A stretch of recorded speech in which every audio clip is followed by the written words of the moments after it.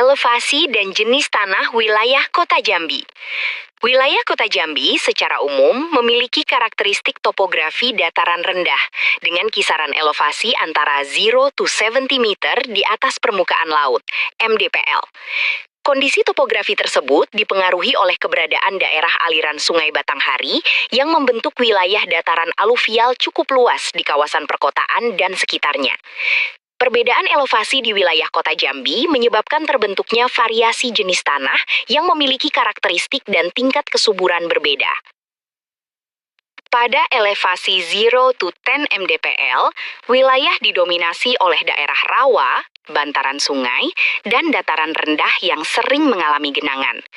Jenis tanah yang berkembang pada kawasan ini umumnya berupa tanah aluvial dan gambut.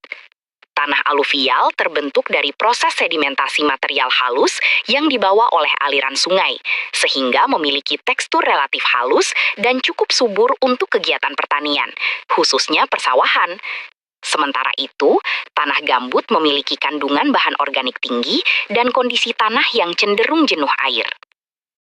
Pada elevasi 10 to 30 meter dpl, kondisi wilayah berupa dataran rendah hingga dataran bergelombang ringan. Jenis tanah yang dominan adalah tanah aluvial tua dan potsolik merah kuning. Tanah potsolik merah kuning merupakan jenis tanah yang banyak dijumpai di wilayah Sumatera, termasuk Provinsi Jambi.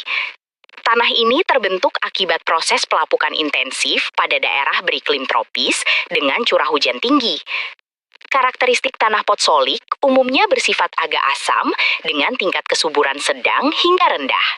Selanjutnya, pada elevasi 30-70 meter dpl, wilayah mulai memasuki kawasan perbukitan rendah dan lereng landai. Pada daerah ini, berkembang tanah potsolik merah kuning dan sebagian latosol. Tanah latosol memiliki struktur yang lebih stabil, drainase yang baik, dan kandungan bahan organik cukup tinggi, sehingga relatif sesuai untuk kegiatan perkebunan dan vegetasi tahunan.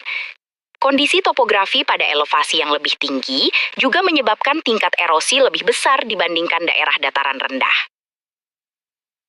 Perbedaan elevasi dan jenis tanah tersebut memberikan pengaruh terhadap pola penggunaan lahan di Kota Jambi.